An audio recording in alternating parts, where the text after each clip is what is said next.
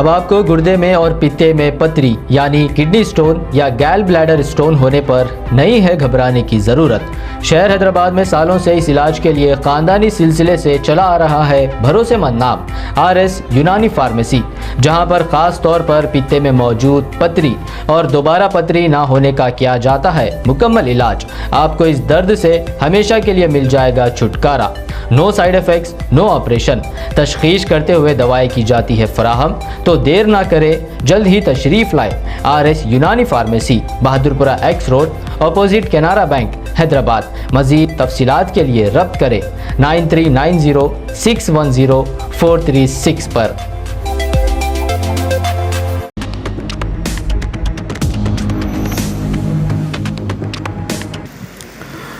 ಬಿಸ್ಮಿಲ್ಲಾಹಿರ್ರಹಮಾನಿರ್ರಹೀಮ್. ಪರಮದಯಾಮಯನು ಕರುಣಾನಿಧಿಯೂ ಆದ ನಮ್ಮೆಲ್ಲರನ್ನು ಸೃಷ್ಟಿಸಿರುವ, ನಮ್ಮೆಲ್ಲರನ್ನು ಪರಿಪಾಲಿಸುತ್ತಿರುವ ನಮ್ಮೆಲ್ಲರ ಸೃಷ್ಟಿಕರ್ತನ ನಾಮದಿಂದ ಆರಂಭಿಸ್ತಾ ಇದ್ದೇನೆ. ಸಕಲ ಸ್ತುತಿ ಸ್ತೋತ್ರಗಳು ನಮ್ಮೆಲ್ಲರ ಸೃಷ್ಟಿಕರ್ತನಿಗೆ ಮೀಸಲು. ಅವನ ಅನುಗ್ರಹಗಳು ಜಗತ್ತಿನಲ್ಲಿ ಒಳಿತಿನ ಸಂಸ್ಥಾಪನೆ ಮತ್ತು ಕೆಡುಕಿನ ನಿರ್ಮೂಲನಕ್ಕಾಗಿ ಆಗಮಿಸಿದ ಎಲ್ಲ ಪ್ರವಾದಿಗಳ ಮೇಲೆ, ಮಹಾಪುರುಷರ ಮೇಲೆ, ಸಜ್ಜನರ ಮೇಲೆ ಸದಾ ವರ್ಷಿಸುತ್ತಿರಲಿ. ಮುಸ್ಲಿಂ ಮುತ್ತಹಿದ ಕೌನ್ಸಿಲ್ MMC ವಿಜಯಪುರ ಇದರ ವತಿಯಿಂದ ಆಯೋಜಿಸಲ್ಪಟ್ಟಿರುವ ಈ ಕಾರ್ಯಕ್ರಮದ ಅಧ್ಯಕ್ಷತೆಯನ್ನು ವಹಿಸುತ್ತಿರುವ ಗೌರವಾನ್ವಿತ ಮೌಲಾನಾ ಮೊಹಮ್ಮದ್ ತನ್ವೀರ್ ಹಾಶ್ಮಿ ಅವರೇ, ಈ ಕಾರ್ಯಕ್ರಮದಲ್ಲಿ ಸಾನ್ನಿಧ್ಯವನ್ನು ವಹಿಸಿರುವಂತಹ ಗೌರವಾನ್ವಿತ ಸ್ವಾಮೀಜಿಯವರೇ,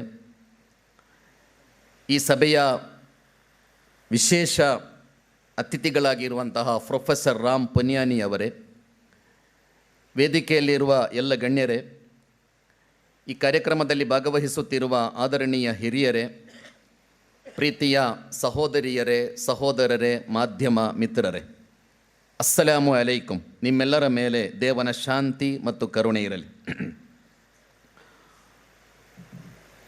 ಪ್ರಜಾಪ್ರಭುತ್ವವನ್ನು ಉಳಿಸಿ, ಸೇವ್ ಡೆಮೋಕ್ರಸಿ ಎಂಬುದು ನಮ್ಮ ಚರ್ಚೆಯ ವಿಷಯ ಮಾತ್ರ ಅಲ್ಲ, ಪ್ರಸಕ್ತ ಪರಿಸ್ಥಿತಿಯಲ್ಲಿ ಈಗಾಗಲೇ ಪ್ರಸ್ತಾಪಿಸಲ್ಪಟ್ಟಂತೆ ಈ ದೇಶದಾದ್ಯಂತ ನಡೆಯಬೇಕಾದ ಬಹಳ ದೊಡ್ಡ ಒಂದು ಚಳವಳಿಯ ಹೆಸರಾಗಿದೆ ಸೇವ್ ಡೆಮೋಕ್ರಸಿ ಎಂಬುದು. ಪ್ರಜಾಪ್ರಭುತ್ವ ಎಂಬುದು ಅಥವಾ ಜಾತ್ಯತೀತತೆ ಎಂಬುದು ನಮ್ಮ ದೇಶದ ಆತ್ಮ ಅಂತ ಹೇಳಲಾಗುತ್ತದೆ. ಈ ದೇಶದ ಆತ್ಮ. ದುರದೃಷ್ಟವಶಾತ್ ಇವತ್ತು ಈ ದೇಶದ ಪ್ರಜಾಪ್ರಭುತ್ವ ಪ್ರಶ್ನಿಸಲ್ಪಡ್ತಾ ಇದೆ. ಈ ದೇಶದ ಜಾತ್ಯತೀತ ವ್ಯವಸ್ಥೆಯ ಮೇಲೆ ಬೇರೆ ಬೇರೆ ರೀತಿಯ ದಾಳಿ ನಡೀತಾ ಇದೆ. ಒಂದು ರೀತಿಯ ಭಯಾನಕ ಪರಿಸ್ಥಿತಿಯ ಮೂಲಕ ಈ ದೇಶ ಹಾದು ಹೋಗುತ್ತಾ ಇದೆ. ಆದರೆ ಖಂಡಿತವಾಗಿಯೂ ನಮಗೆಲ್ಲ ನಂಬಿಕೆ ಇದೆ, ಈ ದೇಶಕ್ಕೆ ಒಂದು ಪರಂಪರೆ ಇದೆ, ಈ ದೇಶಕ್ಕೆ ಒಂದು ಇತಿಹಾಸ ಇದೆ, ಭಾರತಕ್ಕೆ ಭಾರತೀಯತೆ ಎಂಬ ಒಂದು ಗುಣ ಇದೆ. ಆ ಭಾರತೀಯತೆ ಯಾವುದು ಅಂತ ಕೇಳಿದರೆ, ಈ ದೇಶದ 130 ಕೋಟಿ ಜನರು ಪ್ರಜೆಗಳು ಏನಿದ್ದಾರೆ, ಆ ಎಲ್ಲ ಪ್ರಜೆಗಳು ಒಗ್ಗಟ್ಟಾಗಿ ಒಂದುಗೂಡಿ ಪ್ರೀತಿಯಿಂದ ಬದುಕುವುದೇ ಭಾರತೀಯತೆ ಎಂಬ ವಿಶ್ವಾಸ ನಮಗೆ ಖಂಡಿತ ಇದೆ. ಯಾರು ಯಾವ ರೀತಿಯಲ್ಲಿ ಪ್ರಯತ್ನ ಪಟ್ಟರು ಭಾರತೀಯತೆಯನ್ನು ಅಳಿಸಿ ಹಾಕಲಿಕ್ಕೆ ಖಂಡಿತ ಸಾಧ್ಯ ಇಲ್ಲ. ಸಹೋದರ ಸಹೋದರಿಯರ ನಮ್ಮ ಪರಿಸ್ಥಿತಿ ಅಂದರ್ ಪರಿಶಾನಿ ಹೇ ಬಾಹರ್ ಶೇರ್ವಾನಿ ಹೇ ಅಂತ ಹೇಳಲಾಗುತ್ತದೆ. ಎಲ್ಲ ಕ್ಷೇತ್ರಗಳಲ್ಲೂ ಹಾಗೆ. ನಾವು ನಮ್ಮ ಒಳಗೆ ಹೊರಗೆ ಬಹಳ ಒಳ್ಳೊಳ್ಳೆಯ ಶೇರ್ವಾನಿಯೆಲ್ಲ ಹಾಕಿಕೊಂಡಿದ್ದೇವೆ ನಾವು, ಆದರೆ ಒಳಗೆ ದೌರ್ಬಲ್ಯ, ಒಳಗೆ ಕೊರೆಯುವಂತಹ ಪರಿಸ್ಥಿತಿ ನಮ್ಮಲ್ಲಿ ಖಂಡಿತ ಇದೆ. ಕೊರೋನಾದೊಂದಿಗೆ ನಾವು ಹೋರಾಟ ನಡೆಸಿದೆವು. ಕೊರೋನಾ ಒಂದು ಮಾರಕ ವೈರಸ್ ಆಗಿತ್ತು.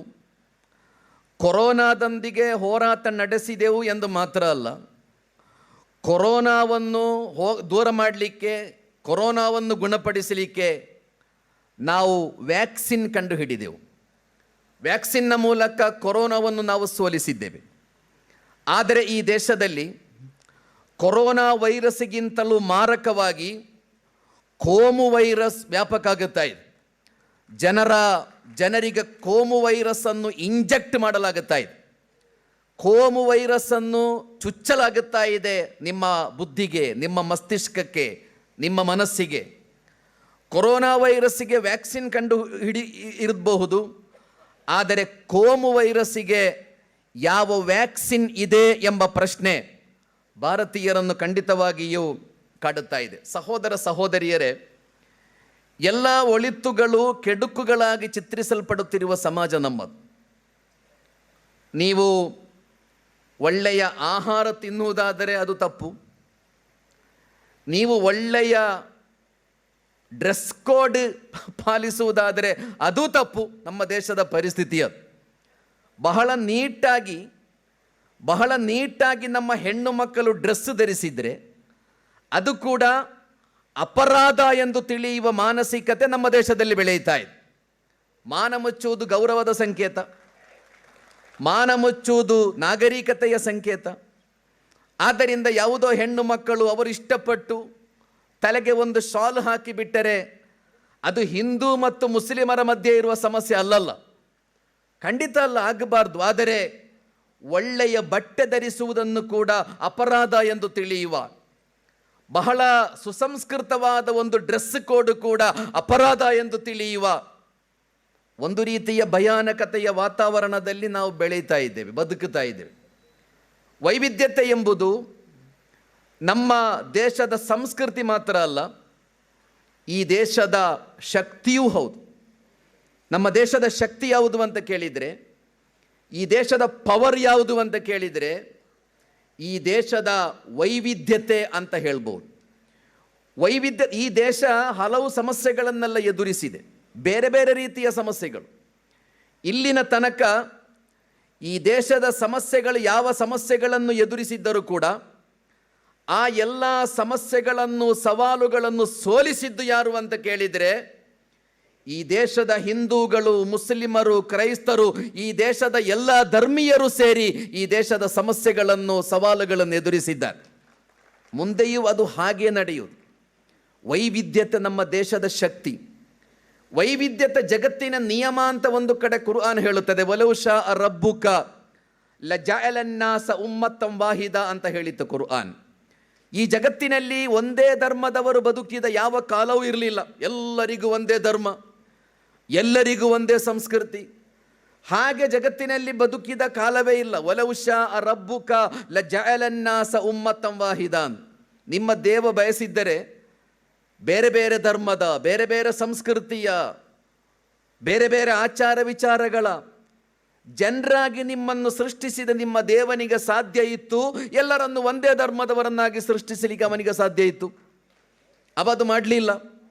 ಯಾಕೆ ಮಾಡಲಿಲ್ಲ ಅಂದರೆ ವೈವಿಧ್ಯತೆ ಈ ಜಗತ್ತಿನ ನಿಯಮ, ಅದು ದೇವನ ನಿಯಮ ಅಂತ ಕುರ್ಆನ್ ಕಲಿಸಿಕೊಡುತ್ತದೆ. ಅದು ದೇವನ ನಿಯಮ ಅದು. ಆದ್ದರಿಂದ ವೈವಿಧ್ಯತೆಯನ್ನು ಅಳಿಸಿ ಹಾಕಲಿಕ್ಕೆ ಖಂಡಿತ ಸಾಧ್ಯವೇ ಇಲ್ಲ. ಯಾರು ಪ್ರಯತ್ನ ಪಟ್ಟರೂ ವೈವಿಧ್ಯತೆ ದುರ್ಬಲ ಆಗೋದಿಲ್ಲ. ನಮ್ಮ ದೇಶದ ಧರ್ಮ, ಭಾಷೆ, ಸಂಸ್ಕೃತಿ, ರಾಜಕೀಯ, ಈ ವೈವಿಧ್ಯತೆಯ ಸಂಸ್ಕೃತಿ, ಈ ವೈವಿಧ್ಯತೆಯ ಪರಂಪರೆ, ಈ ವೈವಿಧ್ಯತೆಯಿಂದ ಕೂಡಿದ ಭಾರತೀಯತೆ, ಇದು ಉಳಿಸಬೇಕೋ ಅಲ್ಲ ಅಳಿಸಬೇಕೋ ಎಂಬ ಪ್ರಶ್ನೆಗೆ ಉತ್ತರಿಸಬೇಕಾದ ಒಂದು ಪರಿಸ್ಥಿತಿ ನಮ್ಮ ಎದುರಿನಲ್ಲಿ ಖಂಡಿತ ಇದೆ. ವೈವಿಧ್ಯತೆಯ ಮೂಲಕ ನಾವು ಗಳಿಸಿದ ಅಪಾರವಾದ ಸಾಮರ್ಥ್ಯ ಇದೆ, ಶಕ್ತಿ ಇದೆ.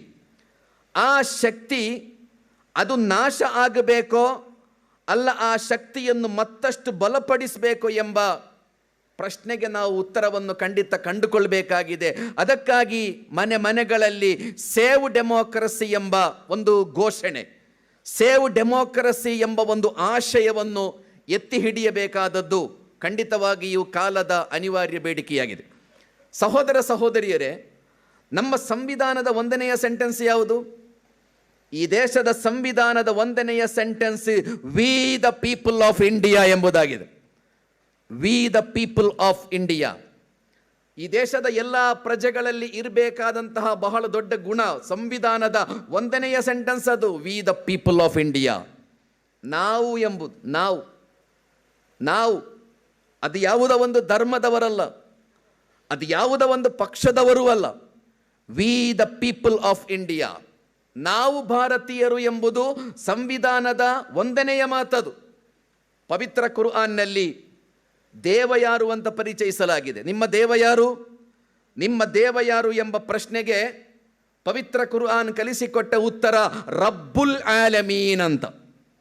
ಜಾತಿ ನೋಡದೆ, ಧರ್ಮ ನೋಡದೆ, ಭಾಷೆ ನೋಡದೆ, ದೇಶ ನೋಡದೆ ಎಲ್ಲರನ್ನು ಸಂರಕ್ಷಿಸುವ ದೇವ ನಿಮ್ಮ ದೇವ ಅಂತ ಕುರ್ಆನ್ ಪರಿಚಯ ಮಾಡಿಕೊಟ್ಟಿದೆ.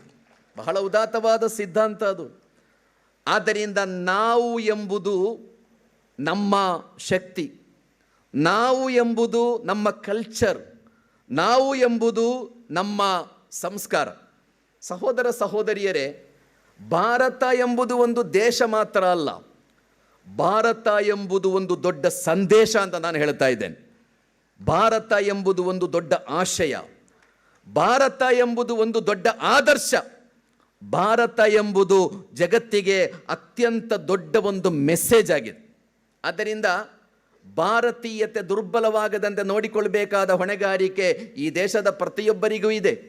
ಈ ವೈವಿಧ್ಯತೆಯ ಸಂಸ್ಕೃತಿ ದುರ್ಬಲ ಆದರೆ, ಈ ದೇಶದ ಪ್ರಜಾಪ್ರಭುತ್ವ ದುರ್ಬಲ ಆದರೆ, ಕೆಲವು ಮಂದಿಗೆಲ್ಲ ರಾಜಕೀಯ ಲಾಭ ಸಿಗಬಹುದು, ಆದರೆ ಈ ದೇಶದ ಅಖಂಡತೆಗೆ, ಭದ್ರತೆಗೆ, ಈ ದೇಶದ ಭವಿಷ್ಯಕ್ಕೆ ಅದು ಮಾರಕ ಎಂಬ ಪ್ರಜ್ಞೆ ಸಹೋದರ ಸಹೋದರಿಯರ ನಮ್ಮಲ್ಲಿ ಖಂಡಿತವಾಗಿಯೂ ಇರಬೇಕು. ದೇಶವನ್ನು ಪ್ರೀತಿಸುವುದಂದರೇನು? ನಮ್ಮ ದೇಶವನ್ನು ನಾವು ಪ್ರೀತಿಸುವುದು ಅಂತ ಹೇಳಿದ್ರೇನು?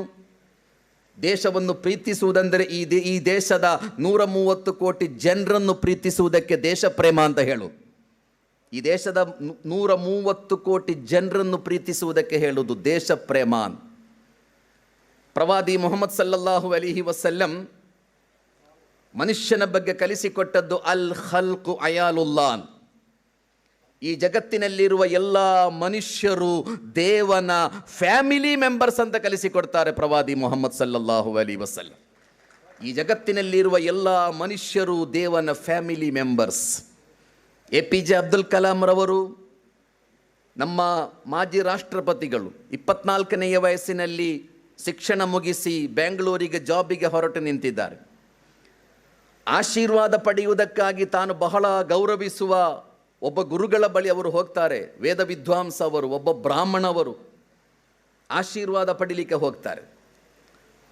ಆ ವೇದ ವಿದ್ವಾಂಸರು APJ ಅಬ್ದುಲ್ ಕಲಾಂ ರವರಿಗೆ ಕೊಟ್ಟ ಉಪದೇಶ, ಕಲಾಂ, ಈ ಜಗತ್ತಿನಲ್ಲಿರುವ ಎಲ್ಲ ಮನುಷ್ಯರು ದೇವನ ಫ್ಯಾಮಿಲಿ ಮೆಂಬರ್ಸ್. ಆದ್ದರಿಂದ ಕಲಾಂ, ಜಗತ್ತಿನಲ್ಲಿ ನೀನು ಯಾರಿಗೆ ಯಾವ ಉಪಕಾರ ಮಾಡಿದರೂ ದೇವ ನಿನ್ನನ್ನು ಇಷ್ಟಪಡುತ್ತಾನೆ, ದೇವ ನಿನ್ನನ್ನು ಪ್ರೀತಿಸ್ತಾನೆ, ದೇವ ನಿನಗೆ ಸಹಾಯ ಮಾಡುತ್ತಾನೆ ಅಂತ ಹೇಳಿದರು. ಕಲಾಮರಿಗೆ ರೋಮಾಂಚನ ಆಯಿತು. ಕಲಾಂ ಬಹಳ ಇಷ್ಟಪಟ್ಟು ಆ ಆಶಯವನ್ನು ಸ್ವೀಕರಿಸಿ ಹೊರಡಲಿಕ್ಕೆ ಸಿದ್ಧನಾದಾಗ ಆ ವೇದ ವಿದ್ವಾಂಸರು ಪ್ರಶ್ನಿಸ್ತಾರೆ, ಕಲಾಂ, ಈ ಮಾತು ಯಾರು ಹೇಳಿದ್ದು ಅಂತ ನನಗೆ ಗೊತ್ತೇ ಅಂತ ಕೇಳಿದರು. ಕಲಾಂರವರು ಹೇಳಿದರು, ಇಲ್ಲ. ಅದಕ್ಕೆ ಆ ವೇದ ವಿದ್ವಾಂಸರು ಕೊಟ್ಟ ಉತ್ತರ, ಇದು ನಿನ್ನ ಪ್ರಾಫೆಟ್ ಮುಹಮ್ಮದ್ ಹೇಳಿದ ಮಾತು ಅಂತ ಹೇಳುತ್ತಾರೆ. ಪ್ರವಾದಿ ಮುಹಮ್ಮದ್ ಸಲ್ಲಲ್ಲಾಹು ಅಲೈಹಿ ವಸಲ್ಲಂ ಹೇಳಿದರು, ಅಲ್ ಖಲ್ಕು ಅಯಾಲುಲ್ಲಾ, ಈ ಜಗತ್ತಿನ ಎಲ್ಲ ಮನುಷ್ಯರು ದೇವನ ಫ್ಯಾಮಿಲಿ ಮೆಂಬರ್ಸ್. ನೀವು ಈ ಜಗತ್ತಿನಲ್ಲಿ ಯಾರಿಗೆ ಯಾವ ಉಪಕಾರ ಮಾಡಿದ್ರು, ಯಾರಿಗೆ, ಯಾವ ಧರ್ಮದ, ಯಾವ ಜಾತಿಯ, ಯಾವ ಪಕ್ಷದ, ಯಾವ ಸಂಘಟನೆಯ, ಯಾರಿಗೇ ಇರಲಿ, ನೀವು ಒಂದು ಉಪಕಾರ ಮಾಡಿದರೆ ದೇವ ನಿಮ್ಮನ್ನು ಪ್ರೀತಿಸ್ತಾನೆ, ದೇವ ನಿಮ್ಮನ್ನು ಇಷ್ಟಪಡುತ್ತಾನೆ, ದೇವ ನಿಮಗೆ ಸಹಾಯ ಮಾಡುತ್ತಾನೆ ಅಂತ ಕಲಿಸಿಕೊಡುತ್ತಾರೆ ಪ್ರವಾದಿಯವರು. ಭಾರತೀಯತೆಯನ್ನು ಉಳಿಸಿಕೊಳ್ಳಬೇಕಾದ ಆಶಯ ಅದು. ಸಹೋದರರೇ, ಈ ದೇಶ, ನಮ್ಮಲ್ಲಿ ವಿವಿಧ ರೀತಿಯ, ನಮ್ಮ ಕಾಲದ ಬಗ್ಗೆ ಪೋಸ್ಟ್ ಟ್ರುತ್ ಎರ ಅಂತ ಹೇಳಲಾಗುತ್ತದೆ. ಅಂದರೆ ಸತ್ಯೋತ್ತರ ಕಾಲ ಅಂತ, ಸತ್ಯಕ್ಕೆ ಬೆಲೆ ಇಲ್ಲದ ಕಾಲ ಅಂತ ಇದರ ಬಗ್ಗೆ ಹೇಳುವುದು.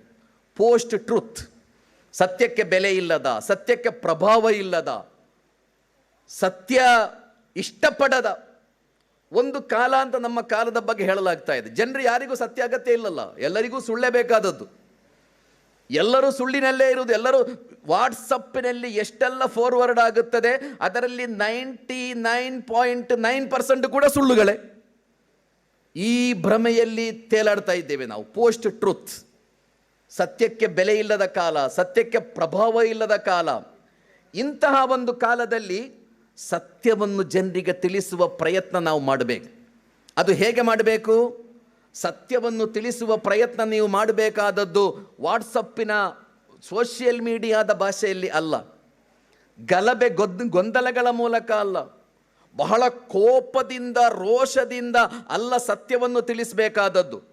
ಬದಲಾಗಿ ಈ ದೇಶದ ಪರಂಪರೆಯ ಬಗ್ಗೆ, ಈ ದೇಶದ ಭಾರತದ ಭಾರತೀಯತೆಯ ಬಗ್ಗೆ, ಈ ದೇಶದ ಇತಿಹಾಸದ ಬಗ್ಗೆ ಮತ್ತು ಈ ದೇಶ ಮುಂದೆ ಸಾಗಬೇಕಾದ ದಾರಿಗಳ ಬಗ್ಗೆ ನೀವು ಜನರಿಗೆ ತಿಳಿಸಬೇಕಾದದ್ದು ಅತ್ಯಂತ ಒಳ್ಳೆಯ ಭಾಷೆಯಲ್ಲಿ, ಅತ್ಯಂತ ಒಳ್ಳೆಯ ಭಾಷೆಯಲ್ಲಿ. ನಾವು ಕೂಡ ಏನೇನೋ ಸೋಷಿಯಲ್ ಮೀಡಿಯಾದಲ್ಲಿ ನೀವು ಬರೆದು ಹಾಕುವುದರಿಂದ ಸಮಸ್ಯೆ ಹೆಚ್ಚಾಗುವುದಲ್ಲದೆ ಮುಗಿಯುವುದಿಲ್ಲ. ಯಾರ ಬಗ್ಗೆಯಾದರೂ ಏನಾದರೂ ಯಾರೋ ಬರೆದಿದ್ದಾರೆ ಅಂತ ನೀವು ಅದಕ್ಕೆ ಅದೇ ರೀತಿಯಲ್ಲಿ ಉತ್ತರ ಕೊಡುವುದರಿಂದ ಅಥವಾ ಅದೇ ರೀತಿಯಲ್ಲಿ ನಿಮ್ಮ ಪ್ರತಿಕ್ರಿಯೆಯಿಂದ ಸಮಾಜ ಮತ್ತಷ್ಟು ಹಾಳಾಗುವುದಲ್ಲದೆ ಸಮಾಜ ಒಳ್ಳೆಯದಾಗುವುದಿಲ್ಲಲ್ಲ. ಪವಿತ್ರ ಕುರ್ಆನ್ನಲ್ಲಿ ಫಿರ್ಔನ್ ಎಂಬ ದುಷ್ಟನ ಬಗ್ಗೆ ಹೇಳಲಾಗುತ್ತದೆ. ಬಹಳ ದೊಡ್ಡ ಫ್ಯಾಸಿಸ್ಟ್ ಆಗಿದ್ದ ಫಿರ್ಔನ್, ಈಜಿಪ್ಟಿನ ರಾಜ ಫರೋವ, ಅತ್ಯಂತ ದೊಡ್ಡ ದುಷ್ಟ. ಯುದಬ್ಬಿಹು ಅಬ್ನಾಅಹುಂ ವಯಸ್ತಹಯಿ ನಿಸಾಅಹುಂ ಅಂತ ಕುರ್ಆನ್ ಹೇಳುವುದು. ಅವ ಗಂಡು ಮಕ್ಕಳನ್ನೆಲ್ಲ ಕೊಂದು ಬಿಟ್ಟಿದ್ದ, ಹೆಣ್ಣು ಮಕ್ಕಳ ಮೇಲೆ ರೇಪ್ ಮಾಡಿದ್ದಾನೆ. ಅಂತಹ ಕ್ರೂರಿ ಫರೋವ ಎಂಬ ಚಕ್ರವರ್ತಿ. ಫರೋವ ಎಂಬ ಚಕ್ರವರ್ತಿಯ ಬಳಿಗೆ ಹೋಗಲಿಕ್ಕೆ ಮೂಸಾ ಎಂಬ ಪ್ರವಾದಿಯನ್ನು ದೇವ ನಿಯೋಗಿಸ್ತಾನೆ. ಮೂಸಾರೊಂದಿಗೆ ದೇವ ಹೇಳುವುದು, ಇದ್ಹಬ ಇಲಾ ಫಿರ್ಔನ ಇನ್ನಹು ತ್ವಗಾ ಫಖೂಲಾ ಲಹು ಕೌಲನ್ ಲಯ್ಯಿನಾ ಅಂತ ಕುರ್ಆನ್ ಕಲಿಸಿಕೊಡೋದು. ನೀವು ಫರೋವಾನ ಬಳಿಗೆ ಹೋಗಬೇಕು, ಅವ ದುಷ್ಟ, ಅವ ಅಕ್ರಮಿ, ಆದರೆ ಅವನ ಬಳಿ ನೀವು ಹೋಗಿ ಅತ್ಯಂತ ಒಳ್ಳೆಯ ಮಾತುಗಳನ್ನು ಆಡಬೇಕು ಅಂತ ಕುರ್ಆನ್ ಹೇಳೋದು. ಈ ಸಮಾಜದಲ್ಲಿ ನಾನು ಮತ್ತು ನೀವು ಮಾಡಬೇಕಾದ ಕೆಲಸ ಅದು. ಈ ದೇಶದಲ್ಲಿ ನಾವೆಲ್ಲ ಸೋಷಿಯಲ್ ಮೀಡಿಯಾದಲ್ಲಿ ಏನು ಬರ್ತದೋ ಅದೇ ರೀತಿ ನೀವು ಪ್ರತಿಕ್ರಿಯೆ ವ್ಯಕ್ತಪಡಿಸುವುದರಿಂದ ಅಥವಾ ಯಾರನ್ನೋ ಕುಳಿತುಕೊಂಡು ಇಡೀ ದಿನ ವಿಮರ್ಶೆ ಮಾಡುವುದರಿಂದ, ಅಪಹಾಸ್ಯ ಮಾಡುವುದರಿಂದ, ಯಾವುದೋ ಫೋಟೋ ಇಮೇಜನ್ನು ಹಾಕುವುದರಿಂದ ಸಮಸ್ಯೆ ಮುಗಿಯುವುದಿಲ್ಲ. ಬದಲಾಗಿ ಬಹಳ ವಿವೇಕದೊಂದಿಗೆ, ಅತ್ಯಂತ ಬುದ್ಧಿವಂತಿಕೆಯೊಂದಿಗೆ ಫಖೂಲಾ ಲಹು ಕೌಲನ್ ಲಯ್ಯಿನಾ ಎಂದು ಹೇಳಿದ ಅತ್ಯಂತ ಒಳ್ಳೆಯ ಶೈಲಿಯಲ್ಲಿ ಭಾರತೀಯತೆಯನ್ನು ಜನರ ಎದುರಿನಲ್ಲಿ ತೆರೆದಿಡ್ಲಿಕ್ಕೆ ನಮಗೆ ಸಾಧ್ಯ ಆಗಬೇಕು. ನಾವು ಅದರಲ್ಲಿ ಸೋತು ಹೋಗ್ತಾ ಇದ್ದೇವೆ. ಒಳ್ಳೆಯ ಭಾಷೆ ನಮಗೂ ಇವತ್ತು ಅರ್ಥ ಆಗ್ತಾ ಇಲ್ಲ. ಒಳ್ಳೆಯ ಭಾಷೆ ನಾವು ಇವತ್ತು ಉಪಯೋಗಿಸ್ತಾ ಇಲ್ಲ. ಆ ಒಳ್ಳೆಯ ಭಾಷೆಯ ಮೂಲಕ ನಾವು ಸಮಾಜಕ್ಕೆ ಸತ್ಯವನ್ನು, ಭಾರತೀಯತೆಯನ್ನು, ನಮ್ಮ ಸಂಸ್ಕಾರವನ್ನು ನಾವು ಹೇಳಿಕೊಡ್ಬೇಕು. ಆ ಮೂಲಕ ಹಗೆತನದ, ವಿದ್ವೇಷದ ಸಂಸ್ಕಾರವನ್ನು ನಾವು ಸೋಲಿಸಬೇಕಾಗಿದೆ. ಈ ದೇಶಕ್ಕೆ ಸ್ವಾಮಿ ವಿವೇಕಾನಂದರು ಕಲಿಸಿಕೊಟ್ಟ ಒಂದು ಮಾರ್ಗದರ್ಶನ ಇದೆ. 1893ರಲ್ಲಿ ಚಿಕಾಗೋದಲ್ಲಿ ಒಂದು ಸರ್ವಧರ್ಮ ಸಮ್ಮೇಳನ ನಡೆಯುತ್ತದೆ. ಜಗತ್ತಿನ ಎಲ್ಲ ದೇಶಗಳಿಂದಲೂ ಬಹಳ ಪ್ರಮುಖರಾದ ಧಾರ್ಮಿಕ ವಿದ್ವಾಂಸರು ಅತಿಥಿಗಳಾಗಿ ಭಾಗವಹಿಸಿದ ಸಮ್ಮೇಳನ ಅದು. ಆ ಸಮ್ಮೇಳನದಲ್ಲಿ ಭಾರತದಿಂದ 30 ವಯಸ್ಸಿನ ಯುವ ಸನ್ಯಾಸಿ ವಿವೇಕಾನಂದರು ಭಾಗವಹಿಸ್ತಾರೆ. 18 ಜನರು ಭಾಷಣ ಮಾಡಿದ್ದಾರೆ ಆ ವೇದಿಕೆಯಲ್ಲಿ. 18 ಜನರು ಭಾಷಣ ಮಾಡಿದ್ದು ladies and gentleman of America. 19ನೆಯ ಭಾಷಣಗಾರ ಸ್ವಾಮಿ ವಿವೇಕಾನಂದರು. ಸ್ವಾಮಿ ವಿವೇಕಾನಂದರು ತನ್ನ ಭಾಷಣವನ್ನು ಆರಂಭಿಸಿದ್ದು brothers and sisters of American, ಅಮೇರಿಕಾದ ನನ್ನ ಸಹೋದರ ಸಹೋದರಿಯರೇ. 4,000 ಮಂದಿಯ ಅತ್ಯಂತ ಉನ್ನತ ವರ್ಗದವರು ಸೇರಿದ್ದ ಫಂಕ್ಷನ್ ಅದು. 4,000 ಮಂದಿ ಕೂಡ ಎದ್ದು ನಿಂತುಕೊಂಡು ವಿವೇಕಾನಂದರನ್ನು ಚಪ್ಪಾಳೆ ತಟ್ಟಿ ಸ್ವಾಗತಿಸ್ತಾರೆ. ವಿವೇಕಾನಂದರೇನು ಮಾಡಿದ್ರು? ವಿವೇಕಾನಂದರು brothers and sisters of America ಎಂದು ಹೇಳುವ ಮೂಲಕ ನೀವು ಕಟ್ಟಿಕೊಂಡಿರುವ ಜಾತಿಯ, ಧರ್ಮದ, ದೇಶದ ಎಲ್ಲ ಗಡಿಗಳನ್ನು ಅಳಿಸಿ ಹಾಕಿಬಿಡುತ್ತಾರೆ. ಎಲ್ಲ ಗಡಿಗಳೆಲ್ಲ ಇರ್ಬೋದು, ಬೇರೆ ಬೇರೆ ಇರಲಿ, ಆದರೆ ಎಲ್ಲ ಗಡಿಗಳ ಆಚೆ ನೀವೆಲ್ಲ ಬ್ರದರ್ಸ್ ಆ್ಯಂಡ್ ಸಿಸ್ಟರ್ಸ್, ನೀವೆಲ್ಲ ಸಹೋದರರು ಮತ್ತು ಸಹೋದರಿಯರು. ಕುರ್ಆನ್ ಕಲಿಸಿಕೊಟ್ಟ ಪಾಠ ಅದು. ನಿಮಗೊಬ್ಬ ದೇವನಿದ್ದಾನೆ ಅಂತ ಹೇಳಿತು ಕುರ್ಆನ್. ನಿಮಗೊಬ್ಬ ಸೃಷ್ಟಿಕರ್ತ ಇದ್ದಾನೆ, ಒಬ್ಬ ಮಾತ್ರ ದೇವರು ಇಬ್ಬರಿದ್ದಾರೆ ಅಂತ ಜಗತ್ತಿನಲ್ಲಿ ಯಾರು ಹೇಳಿಲ್ಲಲ್ಲ ಇಲ್ಲಿಯ ತನಕ. ದೇವರು ಇಲ್ಲ ಅಂತ ಹೇಳಿದವರಿದ್ದಾರೆ, ದೇವರು ಇಲ್ಲ ಅಂತ ಹೇಳುವವರಿದ್ದಾರೆ, ಆದರೆ 2 ದೇವರಿದ್ದಾರೆ ಅಂತ ಹೇಳುವವರು ಯಾರೂ ಇಲ್ಲ. ಜಗತ್ತಿಗೆ ದೇವರೊಬ್ಬನೇ ಅಂತಲೇ ಹೇಳುವುದು, ಎಲ್ಲ ದೇವ ವಿಶ್ವಾಸಿಗಳು ಹೇಳುವುದು ಜಗತ್ತಿಗೆ ದೇವ ಒಬ್ಬ ಮಾತ್ರ. ಆದ್ದರಿಂದ ನನ್ನನ್ನು ಸೃಷ್ಟಿಸಿದ ದೇವನೇ ಗೌರವಾನ್ವಿತ ಸ್ವಾಮೀಜಿಯವರನ್ನು ಸೃಷ್ಟಿಸಿದ್ದಾನೆ ಎಂದಾದರೆ, ನನ್ನನ್ನು ಸೃಷ್ಟಿಸಿದ ದೇವನೇ ಗೌರವಾನ್ವಿತ ರಾಮ್ ಪುನಿಯಾನಿ ಅವರನ್ನು ಸೃಷ್ಟಿಸಿದ್ದಾನೆ ಎಂದಾದರೆ, ನಾನು ಮತ್ತು ನಿಮ್ಮ ಮಧ್ಯೆ ಇರುವ ಸಂಬಂಧ ನಾವೆಲ್ಲ ಸಹೋದರರು ಮತ್ತು ಸಹೋದರಿಯರು ಎಂಬ ಸಂಬಂಧ ಮಾತ್ರ. ಜಗತ್ತಿಗೆ ಎಲ್ಲ ಧರ್ಮಗಳು ಕಲಿಸಿಕೊಟ್ಟ ಪಾಠ ಅದು. ಈ ಸಹೋದರತೆಯ ಸಂಬಂಧಗಳನ್ನು ಖಂಡಿತವಾಗಿಯೂ ಸಹೋದರ ಸಹೋದರಿಯರೇ ಈ ದೇಶದ ಯುವಜನತೆಗೆ ಕಲಿಸಿಕೊಡಬೇಕಾದ ಅಗತ್ಯ ಇದೆ. ಪ್ರವಾದಿ ಮೊಹಮ್ಮದ್ ಸಲ್ಲಲ್ಲಾಹು ಅಲೈಹಿ ವಸಲ್ಲಂ ಕಲಿಸಿಕೊಟ್ಟ ಒಂದು ಸೆಕ್ಯುಲಾರಿಸಮ್ ಇದೆ. ಅದು ಯಾವುದು ಅಂತ ಕೇಳಿದರೆ ಒಂದು ಸಣ್ಣ ಉದಾಹರಣೆ ಕೊಡ್ತೇನೆ. ಒಂದು ದಿವಸ ಪ್ರವಾದಿಯವರೊಂದು ಕಡೆ ಕುಳಿತುಕೊಂಡಾಗ ಒಬ್ಬ ಯಹೂದಿಯ ಶವದ ಮೆರವಣಿಗೆ ಬರ್ತಾ ಇದೆ. ಯಹೂದಿಯ ಶವದ ಅಂತಿಮ ಯಾತ್ರೆ. ತಾನು ಕುಳಿತ ಸ್ಥಳದಿಂದ ಪ್ರವಾದಿಯವರು ಆ ಶವವನ್ನು ಗೌರವಿಸಿ ಎದ್ದು ನಿಲ್ತಾರೆ. ಅನುಯಾಯಿಗಳು ಹೇಳಿದರು, ಪ್ರವಾದಿಯವರೇ, ಅದು ಮುಸ್ಲಿಮನ ಶವ ಅಲ್ಲ, ಅದು ಯಹೂದಿಯ ಶವ, ಅದು ನಿಮ್ಮ ಶತ್ರುವಿನ ಶವ. ಪ್ರವಾದಿ ಮೊಹಮ್ಮದರು ಕೊಟ್ಟ ಒಂದು ಉತ್ತರ ಇದೆ, ಅದು ಮನುಷ್ಯನ ಶವವಲ್ಲವೇ ಅಂತ ಕೇಳುತ್ತಾರೆ. ಪ್ರವಾದಿಯವರು ತೋರಿಸಿಕೊಟ್ಟ ಮಾದರಿ ಯಾವುದು? ಅದು ಇವ ಮುಸ್ಲಿಮ, ಅವ ಯಹೂದಿ ಎಂಬ ಈ ಸಾಮುದಾಯಿಕತೆಯ ಜೊತೆ ನಿಲ್ಬೇಕೋ, ಅಲ್ಲ ನೀವು ಮನುಷ್ಯರು ಎಂಬ ಆ ಸಿದ್ಧಾಂತದ ಜೊತೆಯಲ್ಲಿ ನಿಲ್ಬೇಕೋ ಎಂಬ ಪ್ರಶ್ನೆಗೆ ಕೊಟ್ಟ ಉತ್ತರ ಅದು. ಆ ಜಾತಿಯವ, ಈ ಧರ್ಮದವ ಎಂಬ ಸಾಮುದಾಯಿಕತೆಯ ಜೊತೆ ನೀವು ನಿಲ್ಬೇಕೋ, ಅಲ್ಲ ನೀವೆಲ್ಲರೂ ಮನುಷ್ಯರು ಎಂಬ ಆ ಮನುಷ್ಯತ್ವದ ಚಿಂತನೆಯ ಪರ ನೀವು ನಿಲ್ಬೇಕು. ಪ್ರವಾದಿಯವರು ಕೇಳಿದರು, ಅದು ಮನುಷ್ಯನ ಶವವಲ್ಲವೇ ಅಂತ ಕೇಳಿ ಪ್ರವಾದಿ ಮೊಹಮ್ಮದ್ ಸಲ್ಲಲ್ಲಾಹು ಅಲೈಹಿ ವಸಲ್ಲಂ ನಮಗೆ ಸೆಕ್ಯುಲಾರಿಸಮ್ ಏನು ಅಂತ ಕಲಿಸಿಕೊಡ್ತಾರೆ. ಎಲ್ಲರನ್ನು ಸೇರಿಸುವ, ಎಲ್ಲರನ್ನು ಒಳಗೊಂಡ ಸೆಕ್ಯುಲಾರಿಸಮ್ನ ಪಾಠವನ್ನು ಪ್ರವಾದಿ ಮೊಹಮ್ಮದ್ ಸಲ್ಲಲ್ಲಾಹು ಅಲೈಹಿ ವಸಲ್ಲಂ ಕಲಿಸಿಕೊಟ್ಟರು.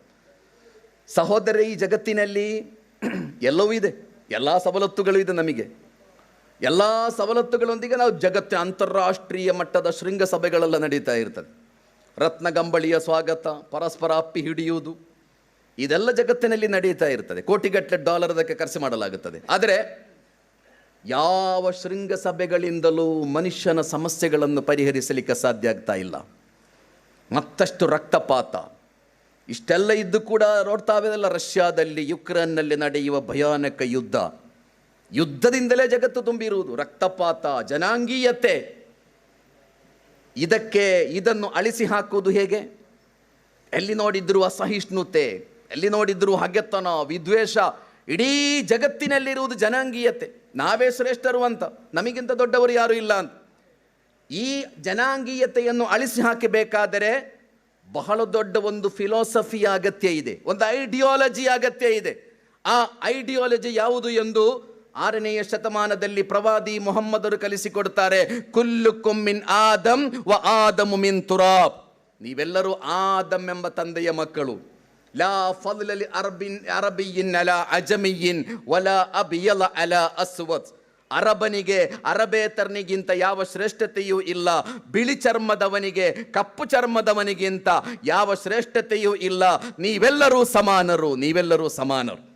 ಅಮೇರಿಕಾದವನು, ಆಫ್ರಿಕಾದವನು, ಆಸ್ಟ್ರೇಲಿಯಾದವನು, ನೀವೆಲ್ಲ ಒಬ್ಬ ದೇವನ ಸೃಷ್ಟಿಗಳಾದರೆ ನಿಮ್ಮ ಮಧ್ಯೆ ಇರುವ ಸಂಬಂಧ ಸಹೋದರರೆಂಬ ಸಂಬಂಧ ಮಾತ್ರ. ಒಬ್ಬ ಕವಿ, ನಾನು ಮುಗಿಸ್ತಾ ಇದ್ದೇನೆ, ಬಹಳ ಮನೋಹರವಾಗಿ ಹೇಳಿದರು. ಖೂನ್ ಅಪ್ನಾ ಹೋ ಯಾ ಪರಾಯಾ ಹೋ, ನಸ್ಲೆ ಆದಮ್ ಕ ಖೂನ್ ಹೇ ಆಖಿರ್. ಇಷ್ಟು ಮನೋಹರವಾಗಿ ಹೇಳಿದ್ರು. ರಕ್ತ ಹರಿಯುವುದು ನಿನ್ನದಿರಲಿ ಅಥವಾ ನಿನ್ನ ಶತ್ರುವಿನದಿರಲಿ, ಆದರೆ ನಸ್ಲೆ ಆದಮ್ ಕ ಖೂನ್ ಹೇ ಆಖಿರ್, ಕೊನೆಯದಾಗಿ ಹರಿಯುತ್ತಿರುವುದು ನಿನ್ನ ಸಹೋದರನ ರಕ್ತವಲ್ಲವೇ ಅಂತ ಕೇಳುತ್ತಾರೆ. ನಿನ್ನ ಸಹೋದರನ ರಕ್ತವೇ ಅಲ್ಲ, ಮನುಷ್ಯನ ಆದಮನ ಮಕ್ಕಳದ್ದೇ ಅಲ್ಲ ರಕ್ತ ಹರಿಯುತ್ತಾ ಇರೋದು. ಆದ್ದರಿಂದ ಸಹೋದರ ಸಹೋದರಿಯರೇ, ಈ ಸೇವ್ ಡೆಮಾಕ್ರಸಿ ಎಂಬ ಈ ಚಿಂತನೆಯಲ್ಲಿ, ಈ ಆಂದೋಲನದಲ್ಲಿ ನಾವೆಲ್ಲ ಕಲಿಬೇಕಾದ ಪಾಠ, ಇದನ್ನು ಬಹಳ ಒಳ್ಳೆಯ ವಿವೇಕದೊಂದಿಗೆ ನಾವು ಎದುರಿಸಬೇಕು. ಅತ್ಯಂತ ಕೆಟ್ಟ ಭಾಷೆಯ ಮೂಲಕ, ಕೋಪದಿಂದ, ಗೊಂದಲಗಳಿಂದ ಮುಗಿಸಬೇಕಾದ ಸಮಸ್ಯೆ ಅಲ್ಲ. ಎರಡನೆಯದಾಗಿ, ಈ ಜಗತ್ತಿಗೆ ಧರ್ಮಗಳು ಕಲಿಸಿಕೊಟ್ಟ, ಭಾರತ ಅಂದರೆ ಧರ್ಮಗಳ ದೇಶ, ಅದು ಭಾರತ ಅಂದರೆ ಧರ್ಮಕ್ಕೆ ಗೌರವ ಇರುವ ದೇಶ, ಅದು ಭಾರತ ಅಂದರೆ ಧರ್ಮದ ಪರಂಪರೆ ಇರುವ ದೇಶ. ಈ ಜಗತ್ತಿಗೆ ಎಲ್ಲ ಧರ್ಮಗಳು ಸಾರಿದ ಮನುಷ್ಯತ್ವದ ಸಹೋದರತೆಯ ಚಿಂತನೆಗಳನ್ನು ಮನುಷ್ಯ ವಿರೋಧಿ ಚಿಂತನೆಗಳನ್ನು ಜಗತ್ತಿಗೆ ಯಾವ ಧರ್ಮವೂ ಕಲಿಸಿಕೊಡಲಿಲ್ಲ. ಜಗತ್ತಿನ ಎಲ್ಲ ಧರ್ಮಗಳು ಕಲಿಸಿಕೊಟ್ಟದ್ದು ಮನುಷ್ಯರನ್ನು ಪ್ರೀತಿಸುವ ಪಾಠಗಳನ್ನು ಮಾತ್ರ, ಮನುಷ್ಯರನ್ನು ಸಹೋದರರು ಎಂದು ತಿಳಿಯುವ ಪಾಠಗಳನ್ನು. ಧರ್ಮ ಅಂದ್ರೇನು, ಆಧ್ಯಾತ್ಮಿಕತೆ ಅಂದರೇನು? ಯಾರ ಬಗ್ಗೆಯೂ ನಿಮಗೆ ಹಗೆತನ ವಿದ್ವೇಷ ಇಲ್ಲ ಎಂದಾದರೆ ನಿಮ್ಮ ಒಳಗೆ ಧರ್ಮ ಇದೆ ಅಂತ ಲೆಕ್ಕ. ನಿಮ್ಮ ಒಳಗೆ ಧರ್ಮ ಇಲ್ಲ ಎಂದಾದರೆ, ನಿಮ್ಮ ಧರ್ಮ ಕೇವಲ ಘೋಷಣೆಗಳಿಗೆ ಮಾತ್ರ ಸೀಮಿತ ಎಂದಾದರೆ, ಮತ್ತೆ ಜನರನ್ನು ದ್ವೇಷಿಸುವುದೇ ನಿಮ್ಮ ಧರ್ಮ ಆಗ್ತದೆ. ಧರ್ಮ ನಿಮ್ಮ ಒಳಗೆ ಇರುವುದಾದರೆ, ಆಧ್ಯಾತ್ಮಿಕತೆ ನಿಮ್ಮ ಒಳಗೆ ಇರುವುದಾದರೆ, ಯಾರೊಂದಿಗೂ ಹಗೆತನ ಇಲ್ಲದೆ ವಿದ್ವೇಷ ಇಲ್ಲದೆ ಬಹಳ ಪ್ರೀತಿಯಿಂದ ಬದುಕುವುದಕ್ಕೆ ಧರ್ಮ ಅಂತ ಹೇಳುವುದು. ಆಧ್ಯಾತ್ಮಿಕತೆ ಅಂದರೆ ಅದಿಲ್ಲ ಎಂದಾದರೆ ಯಾರನ್ನಾದರೂ ದ್ವೇಷಿಸುವುದೇ ನಿಮ್ಮ ಧರ್ಮ ಆಗ್ತದೆ. ಇವತ್ತು ನಮ್ಮ ಧರ್ಮ ನಿಷ್ಠೆಯನ್ನು ಸಾಬೀತುಪಡಿಸಬೇಕಾದರೆ, ನಮ್ಮ ದೇಶ ಪ್ರೇಮವನ್ನು ಸಾಬೀತುಪಡಿಸಬೇಕಾದರೆ ಯಾರನ್ನೋ ದ್ವೇಷಿಸಬೇಕು ಎಂಬ ಮಾನಸಿಕತೆಯಲ್ಲಿದ್ದೇವೆ ನಾವು. ನನ್ನ ದೇಶ ಪ್ರೇಮವನ್ನು ಸಾಬೀತುಪಡಿಸಬೇಕಾದರೆ ಯಾರನ್ನೋ ದ್ವೇಷಿಸಬೇಕು ನಾನು. ನನ್ನ ಧರ್ಮನಿಷ್ಠೆಯನ್ನು ಸಾಬೀತುಪಡಿಸಬೇಕಾದರೆ ಯಾರನ್ನು ದ್ವೇಷಿಸಬೇಕು. ಈ ಮಾನಸಿಕತೆಯಿಂದ ಹೊರಗೆ ಬಂದು ಜಗತ್ತಿಗೆ ಧರ್ಮಗಳು ಕಲಿಸಿಕೊಟ್ಟ ಉದಾತ್ತವಾದ ಸಂದೇಶಗಳನ್ನು ಯುವ ತಲೆಮಾರಿಗೆ ವರ್ಗಾಯಿಸಬೇಕಾದ ಅಗತ್ಯ ಇದೆ. ಕೊನೆಯದಾಗಿ ಒಂದು ಪ್ರವಾದಿ ವಚನ ಹೇಳಿ ನಾನು ಮುಗಿಸ್ತಾ ಇದ್ದೇನೆ. ಇನ್ ಕದರ್ತ ಅನ್ ತುಸ್ಬಿಹಾ ವ ತುಮ್ಸಿಆ ವಲೈಸ ಫೀ ಕಲ್ಬಿಕ ಗಿಶ್ಶುನ್ ಲಿ ಅಹದಿನ್ ಫಫ್ಅಲ್ ವದಾಲಿಕ ಮಿನ್ ಸುನ್ನತಿ ಮನ್ ಅಹಬ್ಬ ಸುನ್ನತಿ ಫಕದ್ ಅಹಬ್ಬನಿ ವಮನ್ ಅಹಬ್ಬನಿ ಕಾನ ಮಈ ಫಿಲ್ ಜನ್ನ. ಪ್ರವಾದಿ ಮುಹಮ್ಮದ್ ಸಲ್ಲಲ್ಲಾಹು ಅಲೈಹಿ ವಸಲ್ಲಂ ಧರ್ಮಕ್ಕೆ ಕೊಟ್ಟ ವ್ಯಾಖ್ಯಾನ ಅಂತ ಹೇಳ್ಬೋದು. ಪ್ರವಾದಿಯವರು ಹೇಳ್ತಾರೆ, ಯಾರುದೇ ಒಬ್ಬ ವ್ಯಕ್ತಿಯೊಂದಿಗೆ ಹಗೆತನ ಇಲ್ಲದೆ ವಿದ್ವೇಷ ಇಲ್ಲದೆ ನಿನಗೆ ಬದುಕಲಿಕ್ಕೆ ಸಾಧ್ಯವೋ ವದಾಲಿಕ ಮಿನ್ ಸುನ್ನತಿ, ಅದುವೇ ನನ್ನ ಚರ್ಯೆ, ಅದುವೇ ನನ್ನ ಮಾರ್ಗ. ಯಾರೊಂದಿಗೂ ಹಗೆತನ ಇಲ್ಲದೆ, ಯಾರೊಂದಿಗೂ ವಿದ್ವೇಷ ಇಲ್ಲದೆ, ಯಾರೇ ಆಗಿರಲಿ, ಯಾವ ಧರ್ಮದ, ಯಾವ ಜಾತಿಯ, ಯಾವ ಸಂಘಟನೆಯ, ಯಾವ ವ್ಯಕ್ತಿಯಾಗಿರಲಿ, ಯಾರೊಂದಿಗೂ ಹಗೆತನ ವಿದ್ವೇಷ ಇಲ್ಲದೆ ನಿನಗೆ ಬದುಕಲಿಕ್ಕೆ ಸಾಧ್ಯವೋ ವದಾಲಿಕ ಮಿನ್ ಸುನ್ನತಿ, ಅದು ನನ್ನ ಚರ್ಯೆ, ಅದು ನನ್ನ ಮಾದರಿ, ಅದುವೇ ನನ್ನ ಮಾರ್ಗ. ಮನ್ನ ಅಹಬ್ಬ ಸುನ್ನತಿ ಫಕದ್ ಅಹಬ್ಬನಿ, ಯಾರು ನನ್ನ ಚರ್ಯೆಯನ್ನು ಪ್ರೀತಿಸುತ್ತಾನೋ ಅವನು ನನ್ನನ್ನು ಪ್ರೀತಿಸಿದವ, ಅವ ನನ್ನನ್ನು ಇಷ್ಟಪಟ್ಟವ. ಯಾರು ನನ್ನನ್ನು ಇಷ್ಟಪಡುತ್ತಾನೋ ಅವ ದೇವನನ್ನು ಪ್ರೀತಿಸ್ತಾನೆ ಎಂಬ ಈ ಉದಾತ್ತವಾದ ಮಾದರಿಗಳನ್ನು ಜಗತ್ತಿಗೆ ಧರ್ಮಗಳು ಕಲಿಸಿಕೊಟ್ಟಿದ್ದರೆ, ಕುರ್ಆನ್ ಕಲಿಸಿಕೊಟ್ಟ ಒಂದು ಸೂಕ್ತ ಇದೆ, ವಲಕದ್ ಕರ್ರಮ್ನಾ ಬನಿ ಆದಮ್. ಈ ಜಗತ್ತಿನಲ್ಲಿ ನಾವೆಲ್ಲ ಪಾಲಿಸಬೇಕಾದ ಮೌಲ್ಯ ಅದು, ಪ್ರಜಾಪ್ರಭುತ್ವದ ಮೌಲ್ಯ ಅದು. ಜನರನ್ನು ನೀವು ಪ್ರೀತಿಸಬೇಕು ಎಂದಲ್ಲ, ಜನರನ್ನು ನೀವು ಗೌರವಿಸಬೇಕು. ಬಹಳ ದೊಡ್ಡ ಸಿದ್ಧಾಂತ ಅದು. ನೀವು ನನ್ನ ಬಗ್ಗೆ ಗೌರವ ಇದ್ದರೆ ಮಾತ್ರ ನನ್ನನ್ನು ನಿಮಗೆ ಪ್ರೀತಿಸಲಿಕ್ಕೆ ಸಾಧ್ಯ ಆಗೋದು. ಆದ್ದರಿಂದ ಐ ಲವ್ ಯು ಎಂಬುದರ ಆಚೆ I value you, I respect you ಅಂತ ಹೇಳಲಿಕ್ಕೆ ಸಾಧ್ಯ ಆಗಬೇಕು. ಯಾರೇ ಆಗಲಿ, ಯಾವ ಧರ್ಮದವನೇ ಆಗಿರಲಿ, ನನ್ನ ಸಹೋದರನನ್ನು, ಈ ದೇಶದ ಪ್ರತಿಯೊಬ್ಬ ಪ್ರಜೆಯನ್ನು ಸಹೋದರ ಐ ಲವ್ ಯು ಎಂದು ಮಾತ್ರ ಅಲ್ಲ, ಐ ವ್ಯಾಲ್ಯೂ ಯು ಸಹೋದರ, ಐ ರೆಸ್ಪೆಕ್ಟ್ ಯು. ನಾನು ನಿನ್ನನ್ನು ಗೌರವಿಸ್ತೇನೆ, ನಾನು ಬಹಳ ವ್ಯಾಲ್ಯೂಯಬಲ್ ಜನ ನೀನು, ಯಾರೇ ಆಗಿರಲಿ. ಈ ಮಾನಸಿಕತೆ, ಈ ಸಿದ್ಧಾಂತ, ಈ ಆಶಯಗಳನ್ನು ಎಷ್ಟು ವ್ಯಾಪಕಗೊಳಿಸಲಿಕ್ಕೆ ಸಾಧ್ಯವೋ ಅಷ್ಟು ಸಮಾಜದಲ್ಲಿ, ಯುವ ತಲೆಮಾರುಗಳಲ್ಲಿ, ವಿದ್ಯಾರ್ಥಿಗಳಲ್ಲಿ, ಈ ದೇಶವನ್ನು ಪ್ರೀತಿಸುವ ಪ್ರತಿಯೊಬ್ಬರಲ್ಲೂ, ಈ ದೇಶದ ಅಖಂಡತೆಯ ಬಗ್ಗೆ, ಈ ದೇಶದ ಭದ್ರತೆಯ ಬಗ್ಗೆ, ಈ ದೇಶದ ಅಭಿವೃದ್ಧಿ ಇರುವ ಬಗ್ಗೆ ಕಾಳಜಿ ಇರುವ ಪ್ರತಿಯೊಬ್ಬರೂ ಈ ದೇಶದಲ್ಲಿ ವ್ಯಾಪಕವಾಗಿ ಪ್ರಚಾರ ಮಾಡಬೇಕಾದ ಆಶಯ ಇದು. ಆ ಆಶಯದ ಮೂಲಕ ಭಾರತೀಯತೆಯನ್ನು, ಈ ದೇಶದ ಸಂಸ್ಕಾರವನ್ನು, ಈ ದೇಶದ ಇತಿಹಾಸವನ್ನು, ಈ ದೇಶದ ಡೆಮೋಕ್ರಸಿಯನ್ನು ಉಳಿಸಿಕೊಳ್ಳಲು ನಾವೆಲ್ಲ ನಿರಂತರವಾಗಿ ಪ್ರಯತ್ನಿಸೋಣ. ಆ ಪ್ರಯತ್ನಕ್ಕೆ ಈ ಕಾರ್ಯಕ್ರಮ ಒಂದು ಪ್ರೇರಣೆಯಾಗಲಿ ಎಂದು ಹಾರೈಸುತ್ತಾ ನಿಮಗೆಲ್ಲ ಕೃತಜ್ಞತೆಗಳನ್ನು ಹೇಳಿ ನನ್ನ ಮಾತನ್ನು ಮುಗಿಸ್ತಾ ಇದ್ದೇನೆ. ಅಸ್ಸಲಾಮು ಅಲೈಕುಂ. ನಿಮ್ಮೆಲ್ಲರ ಮೇಲೆ ದೇವನ ಶಾಂತಿ ಮತ್ತು ಕರುಣೆ ಇರಲಿ. ಅನಂತ ಧನ್ಯವಾದಗಳು ಜನಾಬ್ ಮೊಹಮ್ಮದ್ ಕುನ್, ಮಂಗಳೂರು ಸದ್ಭಾವನಾ ಮಂಚ್ ಸ್ಟೇಟ್ ಕಾರ್ಯದರ್ಶಿ ಹಾಗೂ ಜಮಾತೆ ಇಸ್ಲಾಮಿ ಹಿಂದ್ ಇದರ ಕಾರ್ಯದರ್ಶಿ ಇವರಿಗೆ ನಾನು MMCA ಪರವಾಗಿ ಹೃತ್ಪೂರ್ವಕ ಧನ್ಯವಾದ ಅರ್ಪಿಸುತ್ತೇನೆ.